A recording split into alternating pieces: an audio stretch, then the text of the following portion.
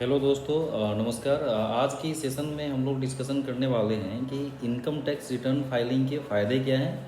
Income tax return filing करते समय हमें किन किन बेसिक चीज़ों को ध्यान में रखना चाहिए। जैसा कि आप सभी को मालूम है, फाइनेंशियल ईयर 21-22 के लिए इनकम टैक्स रिटर्न फाइलिंग की डेट 31 जुलाई है।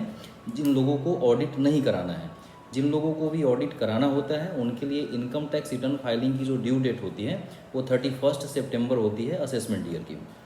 तो 31 जुलाई अब बहुत कम समय है, मात्र एक सप्ताह बचा हुआ है।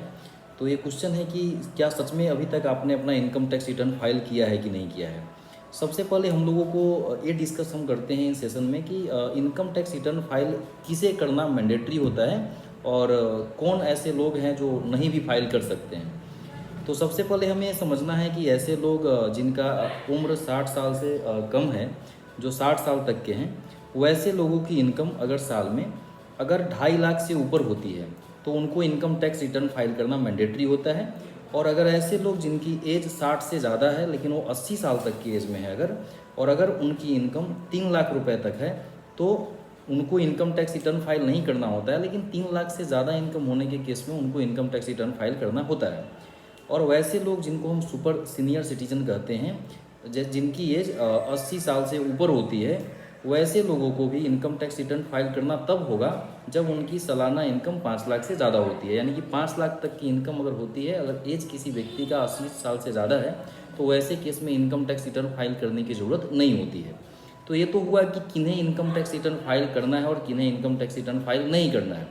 उसके बाद है कि अगर इनकम टैक्स रिटर्न फाइल करना हो तो हमें किन किन चीज़ों को ध्यान में रखना चाहिए। देखिए, अक्सर ये होता है कि हम लोग इनकम टैक्स रिटर्न फाइल करते समय अदर सोर्स के इनकम को खास करके इग्नोर कर देते हैं। अगर आप सैलरीड पर्सन हैं तो लाजमी है जो सैलरी की इनकम होती है, आपके जो फॉर्म 16 है, उन चीज़ों से आप क्या करते हैं, अपना इनकम वगैरह देख करके कंप्यूटेशन के आधार पर इनकम टैक्स रिटर्न फाइल कर देते हैं। लेकिन खास करके देखा जाता है कि ज़्यादातर एसएससी क्या करते हैं, अदर सोर्स के इनकम को इग्नोर कर देते हैं। तो आपको ये ध्यान रखना है कि अदर सोर्स में खास करके जो इंटरेस्ट होता है सेविंग अकाउंट पे, शायद ही ऐसे कोई एसएससी होंगे जिनका शायद सेविंग अकाउंट नहीं होगा और सेविंग अकाउंट पे इंटरेस्ट नहीं आता होगा। तो हमें ये ध्यान रखना बहुत ज़रूरी होता है इनकम टैक्स रिटर्न फाइल करते समय कि आपका जो भी सेविंग अकाउंट पे इंटरेस्ट है उसको आप साल में इनकम टैक्स रिटर्न फाइल करते समय कैलकुलेट कर ले, और जो भी सेविंग अकाउंट से इंटरेस्ट आया है उसको आप अपने इनकम में ज़रूर अदर सोर्स में उसको ज़रूर मेंशन करें।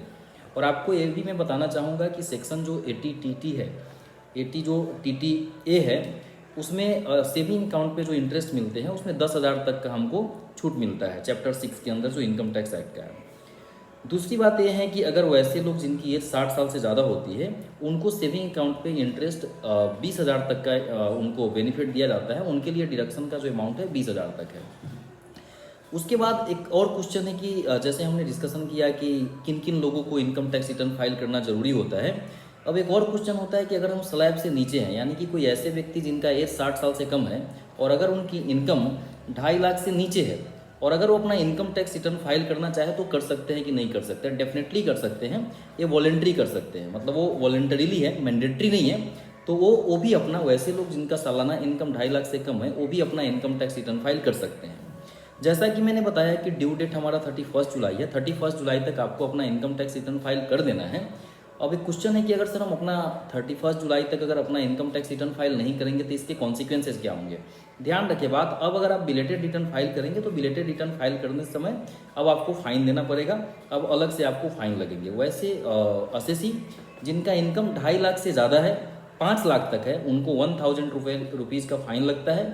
और वैसे लोग जिनका इनकम 5 लाख से ज़्यादा है, 10 लाख तक है, उनको 5,000 तक का फाइन लगता है। और वैसे एसएससी जिनका इनकम 10 लाख से ज़्यादा होता है उनको 10,000 का फाइन लगता है। तो कहने का ये मतलब है, ये अननेसेसरी फाइन से बचने के लिए बेहतर है कि आप 31 जुलाई तक अपना इनकम टैक्स रिटर्न फाइल करें। और यह कहीं ना कहीं एक अवेयर सिटीजन की पहचान होती है और आपको अपना इनकम टैक्स रिटर्न जरूर समय से फाइल करना चाहिए। दूसरा चीज़ है कि एक और क्वेश्चन आता है कि sir income tax return file करने से फ़ायदे क्या होते हैं, इससे क्या फ़ायदा है। तो मैं अब कुछ फ़ायदे आपको बता रहा हूँ कि इनकम टैक्स अगर रिटर्न आप रेगुलरली फाइल करते हैं तो इसके डेफिनेटली कुछ फ़ायदे हैं। पहला तो फ़ायदा ये है कि अगर आपका टीडीएस काटा जा रहा है, अगर आपका टीडीएस डिडक्ट हो रहा है, और अगर टीडीएस जितना काटा गया है, अगर आपकी टैक्स की लायबिलिटी उतनी नहीं बन रही है तो रिफंड आप क्लेम कर सकेंगे। बहुत लोगों के दिमाग में ये भी होता है, जो लोग खास करके सैलरीड होते हैं उनके दिमाग में ये होता है कि मेरा टीडीएस काट लिया गया है तो मेरा तो इनकम टैक्स रिटर्न फाइल हो गया, बट ऐसा नहीं है। टीडीएस काटना एक इनकम टैक्स का पार्ट है, कहीं ना कहीं वो एक एडवांस टैक्सेशन का फॉर्म है, बट टीडीएस कट जाने का ये मतलब बिल्कुल नहीं होता है कि मेरा इनकम टैक्स रिटर्न फाइल हो गया। टीडीएस क्या होता है कि एक एक्सपेक्टेशन के अकॉर्डिंग कहीं ना कहीं काटी जाती है। वो मतलब एक क्या बोल सकते हैं हम, प्रोबेबिलिटी के आधार पे काटा जाता है कि आपकी इनकम इतनी तक होगी तो इतना इस पर टैक्स बन रहा है। लेकिन जब साल खत्म होते हैं तो हमको देखना होता है कि हमारा इनकम उस साल में कितना रहा, यानी कि जितना टीडीएस काटा गया है हो सकता है कि हमारा इनकम उससे ज़्यादा भी होगा।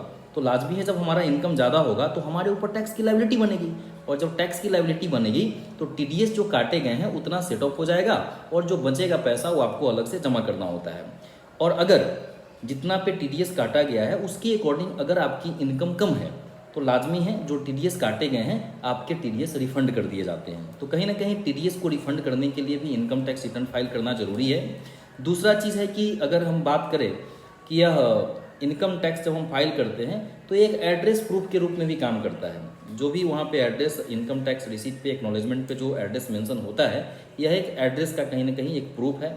दूसरा चीज़ है कि आईटीआर एक इसेंशियल डॉक्यूमेंट माना जाता है। जैसे अगर आप बैंकों में लोन लेने जाएंगे तो सबसे पहले बैंकर का एक क्वेश्चन होता है कि क्या आप income tax return regularly file कर रहे हैं। अगर आप इनकम टैक्स अपना रेगुलरली फाइल कर रहे हैं तो डेफिनेटली क्या होता है कि बैंकर उस आधार पे समझ पाता है कि कहीं ना कहीं आपकी इनकम के स्रोत क्या है, आपका इनकम कितना है, और उसके आधार पे बैंकों को ये जान करके जानना आसान हो जाता है कि हम इनको उनकी इनकम के अकॉर्डिंग कितना लोन दे सकते हैं या नहीं दे सकते हैं। तो कहीं ना कहीं लोन लेने के लिए आपको इनकम टैक्स की ज़रूरत, इनकम टैक्स रिटर्न की बहुत ज़रूरत होती है।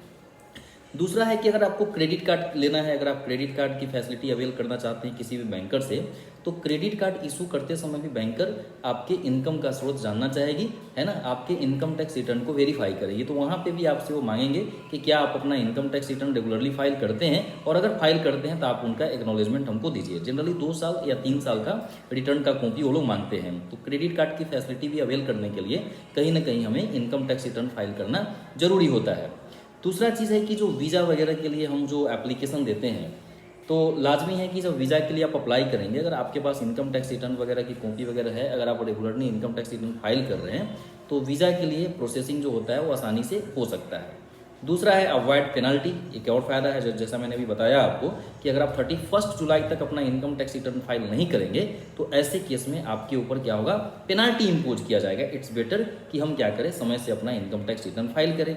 दूसरी चीज़ें हैं और क्या क्या है इसमें, दूसरा है कि अगर मान लेते हैं कि अगर आप समय से इनकम टैक्स रिटर्न फाइल नहीं करेंगे तो इनकम टैक्स एक्ट के अकॉर्डिंग आप पे इंटरेस्ट भी अलग से लगाए जाते हैं। तो इंटरेस्ट हम ज़्यादा न दें, हमारा जो भी टैक्स का लायबिलिटी है हम उतना दे करके अपना काम चला ले, उतना से हमारा काम हो जाए, हमको बेवजह अलग से इंटरेस्ट पे न करना पड़े। इन चीज़ों से भी बचने के लिए इनकम टैक्स रिटर्न फाइल करना जरूरी है। तो आई होप सो कि आप लोगों को ये वीडियो अच्छा लगा होगा, है ना। और मैं अगेन आप लोगों से गुजारिश करता हूँ, अपील करता हूँ कि आप भी एक सजग एवं जागरूक नागरिक होने के नाते अपना इनकम टैक्स रिटर्न 31 जुलाई से पहले ज़रूर फाइल करें, क्योंकि लास्ट में थोड़ा सा होता है, क्योंकि पोर्टल पे लोड ज़्यादा होता है तो उस समय थोड़ी सी टेक्निकल इशू वगैरह आने की संभावना ज़्यादा होती है। तो मैं गुजारिश करता हूँ आप लोगों से कि अब बिना किसी इंतज़ार का आप जितना जल्दी हो सकता है आप अपना इनकम टैक्स रिटर्न फाइल करें, और देश के सहयोग में, देश की गति में, देश के विकास में एक सजग और जागरूक नागरिक का क्या करें, अपना प्रयास को निभाएं, और एक सजग और जागरूक नागरिक का दायित्व निभाते हुए अपना इनकम टैक्स रिटर्न आप 31 जुलाई से पहले ज़रूर फाइल करें। Thank you so much.